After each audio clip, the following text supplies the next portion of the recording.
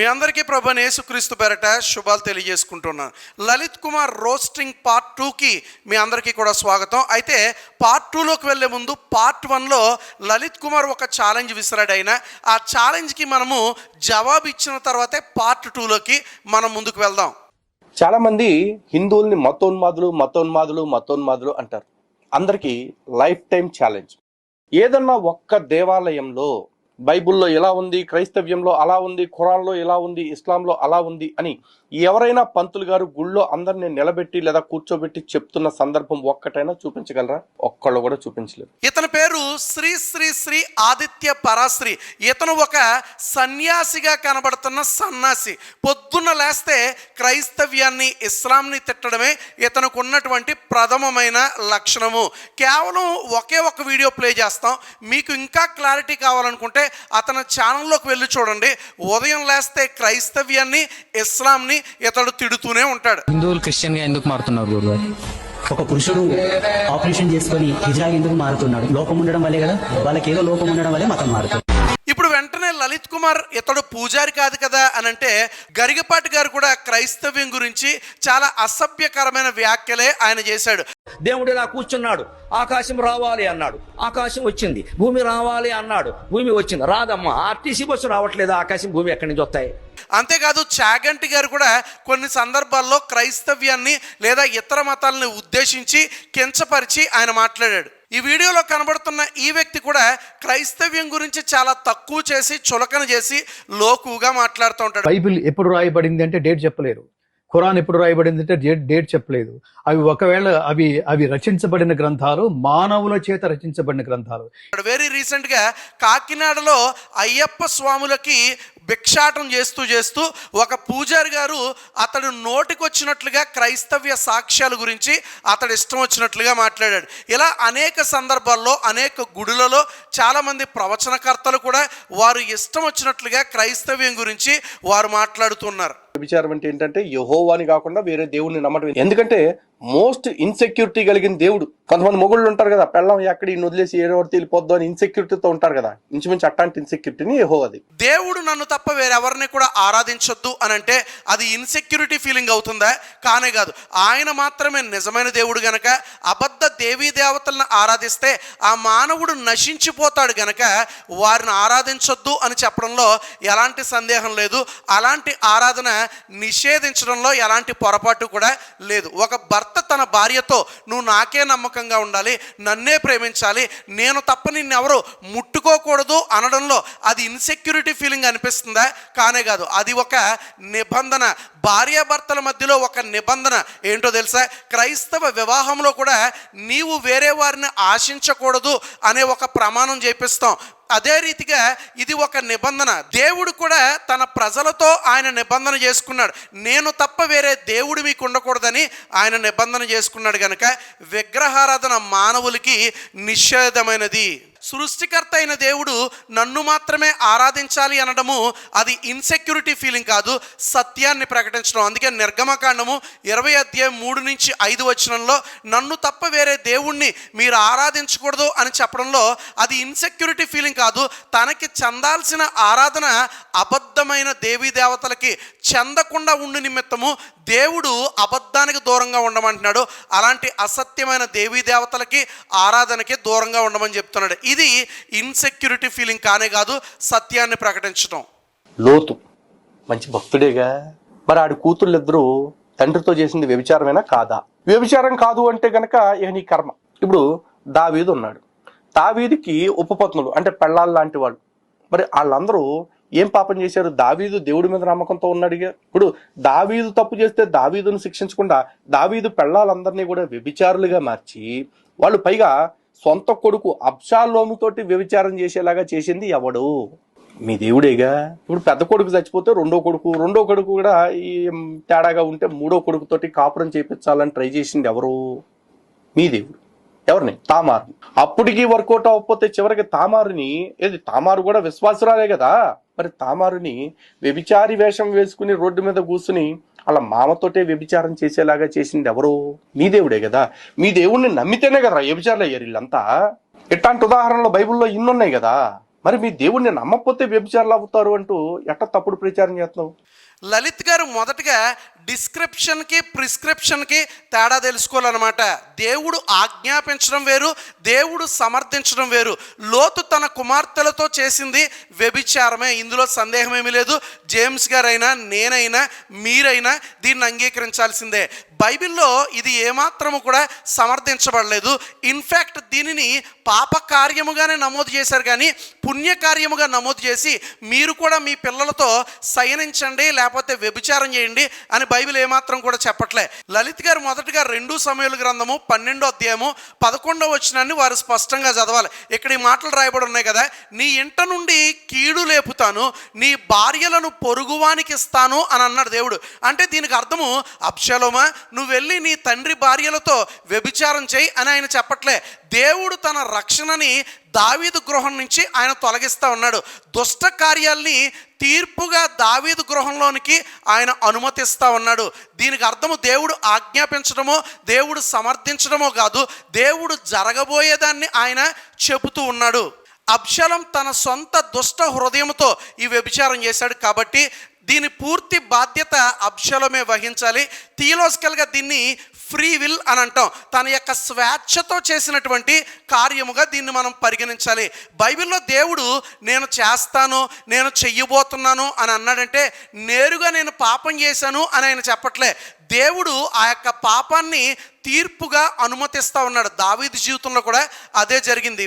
దేవుడు ఆ పాపాన్ని దావీదు జీవితంలో జరగాలని ఆయన అనుమతించాడు. ఇంకా తామారు విషయానికి వస్తే తామారు విషయాన్ని కూడా బైబిల్ ఏమాత్రము కూడా సమర్థించలే.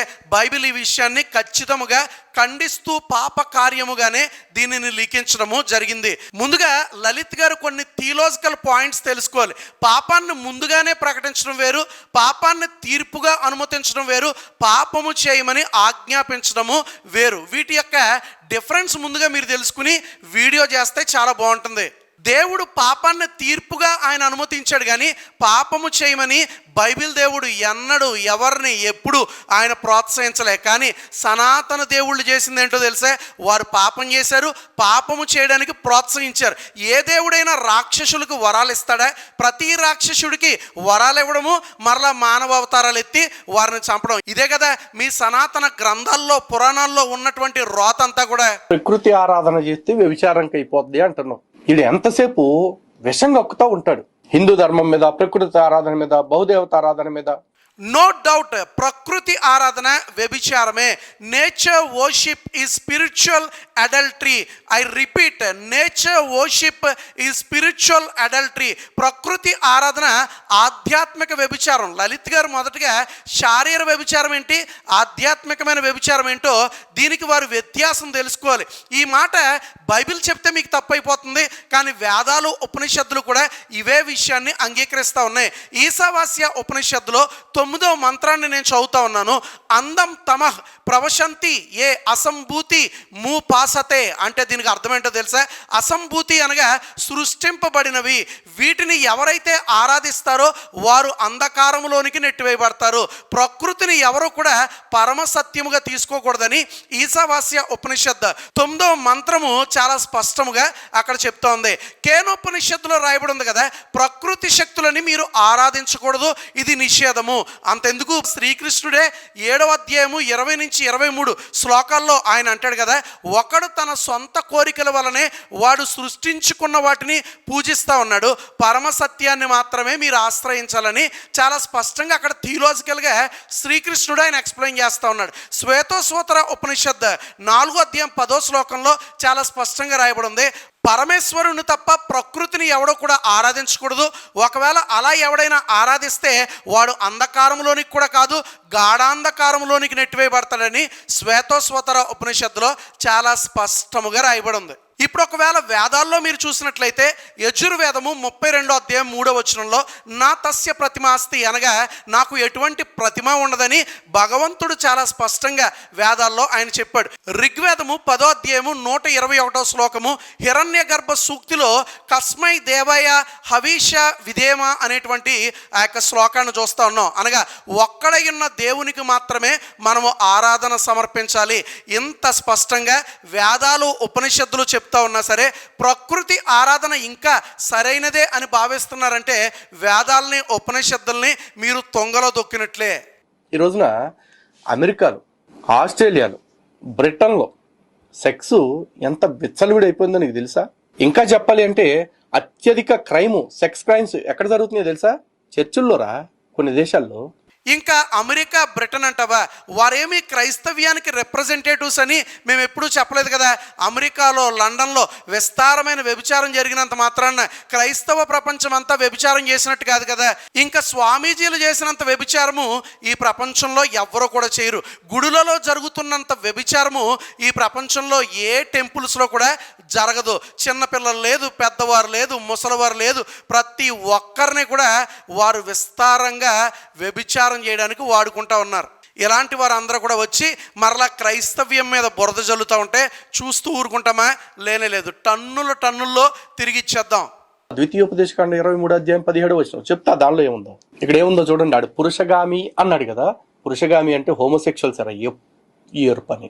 ద్వితీయోపదేశకాండం 23:17 ఇజ్రాయేలు జాతి స్త్రీలలో ఎవ్వరూ అన్యుల గుళ్లకు వేశ్యలుగా ఉండకూడదు. ఇక్కడ ఏమన్నాడు? అన్యుల గుళ్లకు వేశ్యలుగా ఉండకూడదు అన్నాడు.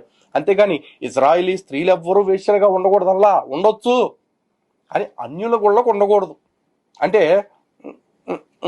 అదనమాట. ఆ తర్వాత పురుషులలో ఎవ్వడు ఆ గుళ్లకు చెందిన పురుష సంపర్కులుగా ఉండకూడదు. ఇక్కడ ఏముందిరా? పురుష సంపర్కులుగా ఎక్కడ ఉండకూడదు? ఆ గుళ్లకు సంబంధించిన ఉండకూడదు. ఆ తర్వాత లైన్ చూడు. అలాంటి పురుష సంపర్కం వల్ల గాని, ఆ వేశ్యా వృత్తి వల్ల గాని వచ్చే డబ్బును మ్రొక్కుబడిగా మీ దేవుడైన యెహోవా నివాసానికి తేకూడదు. ఈ రెండు మీ దేవుడైన యెహోవాకు అసహ్యము. ఏది అసహ్యం? ఈ వృత్తులు కాదు, అన్య గుళ్ళల్లో అలా వృత్తులు చేయటం. అర్థమైందా? చూసారా దేవుని వాక్యాన్ని ఎలా వక్రీకరిస్తున్నాడో. వాస్తవానికి ద్వితీయోపదేశకాండము 23:17 తెలుగు ట్రాన్స్లేషన్లో అన్య గుడులలో అని రాయబడి ఉంది. కానీ మూల భాష అయిన హిబ్రూలోకి మనం వెళ్ళి చూసినట్లయితే అక్కడ ఈ రీతిగా రాయబడి ఉంది. లో తిహ్యే కుదేషి మిబ్బానోత్ ఇజ్రాయేల్ వెలో యెహే కుదేషి మిబ్బానోత్ ఇజ్రాయేల్ అనే పదాన్ని అక్కడ మనం చూస్తున్నాం. దీనికి అర్థము ఇజ్రాయేలీలు ఎవరునూ కూడా దేవాలయం వ్యభిచారం చేయకూడదని. మనము ప్రశ్న అడుగుదాం లలిత్ గారిని, మీ గుడిలో వ్యభిచారం చెయ్యండి అని అక్కడ ఎక్కడైనా రాయబడి ఉందా? ఒక చోట నిషేధించబడింది అంటే మరొక చోట అనుమతించబడింది అని కానే కాదు. ఇన్ఫాక్ట్ బైబిల్ ఎప్పుడు కూడా వ్యభిచారాన్ని ప్రోత్సహించలే. లేవికాండము 18:20 అలాగే కొరింథీయులకు రాసిన మొదటి పత్రిక 6:9-20 వ్యభిచారము కంప్లీట్గా నిషేధించబడింది. ఈ 2 వచనాలు మాత్రమే కాదు, ఇంకా అనేకమైన వచనాల్లో దేవుడు వ్యభిచారాన్ని ఆయన ప్రోత్సహించట్లే, ఆయన వ్యతిరేకించాడు. దానికి తగిన శిక్షలు కూడా బైబిల్లో రాయబడి ఉన్నాయి. ఒకవేళ లలిత్ కుమార్ చెప్పినట్లుగా తెలుగు ట్రాన్స్లేషన్ మాత్రమే మనం చూసినట్లయితే అక్కడ రాయబడి ఉంది అన్య గుడులలో మీరు వ్యభిచారం చేయకండి అని రాయబడి ఉంది. నిజమే, అన్య గుడులలో వ్యభిచారం చేయకండి అంటే మీ గుడిలో వ్యభిచారం చేయమని దానికి అర్థమా? ప్రభుత్వ ఉద్యోగస్తులకి లంచాలు ఇవ్వకండి అని రాస్తే ప్రైవేట్ ఉద్యోగులకు ఇవ్వమన్నా దానికి అర్థం కాదు కదా. ఇప్పుడు సౌలు నుంచి దావీదు రాజ్యాన్ని పొందినప్పుడు దేవుడు ఒక మాట అంటాడు, నీ చేరువు వాని రాజ్యము నీకు అప్పగించితిని, వాని స్త్రీలను నీ కౌగిట చేర్చితిని, ఇవి చాలవనుకొని నీకు మరింతగా ఇచ్చి ఉండేవాణ్ణి అని ఎవరన్నారు? యెహోవానే అన్నాడు. నేను సప్లై కంపెనీ పెట్టుకున్నాను కదరా, నీకేమి రోగం, నీకు అన్ని సప్లై చేస్తాను కదా నేను అని చెప్పి అన్నాడా లేదా? సప్లై కంపెనీ ఎవరు పెట్టుకున్నారో మనం చూద్దాం. మహాభారతం ప్రకారం మనం చూసినట్లయితే సూర్యుడు కుంతీదేవికి ఇంకా వివాహం జరగకుండా మైనర్ బాలికగా ఉన్నప్పుడే సూర్యుడు ఆమెకు గర్భం చేసి, గర్భం అయ్యి పిల్లడు పుట్టిన తర్వాత పాండు మహారాజుకి ఈమెను తీసుకెళ్ళి అప్పగిస్తాడు. మరి ఈయన ఏ సప్లై కంపెనీ నుంచి కుంతీదేవిని తెచ్చాడని మనం అడగొచ్చా? మహాభారతంలో చూసినట్లయితే ద్రౌపదికి 5 భర్తలు. మరి ఈమె ఏ సప్లై కంపెనీ నుంచి వచ్చింది అని అడిగితే మరి హిందువుల యొక్క మనోభావాలు దెబ్బతినవా?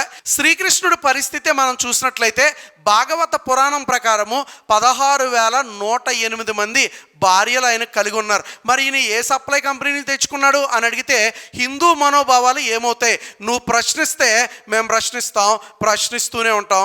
May God bless you all.